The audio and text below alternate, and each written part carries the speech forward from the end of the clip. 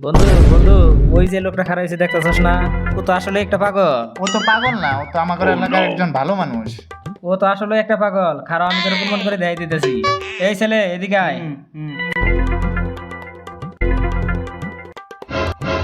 এই যে আমার হাতে দুইটা নোট দেখতেছস, কোনটা নিবি?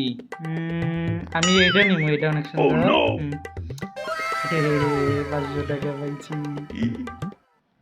দেখলি বন্ধু, হালাই কথা পাগল। 1000 টাকা নোট না নিয়ে 500 টাকা নিল। তাই তো দেখতেছি, ব্যাপারটা তো ভাবার বিষয়। দাঁড়া বন্ধু, একটু খোঁজ নিয়ে আসি।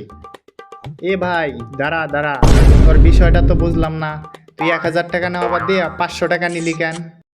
এর মধ্যে রহস্য আছে। আমি যদি হাত থেকে 1000 টাকা নিতাম, তাহলে তো আর 1000 টাকা আমার হইতো না। এই বেটা আমার থেকে একাইরা নিত, এই জন্য 500 টাকা নিচ্ছি। আমার তো পাগল ভেবে খালি পরীক্ষা করে করে টাকা দেয়। এটাই তো আমার লাভ।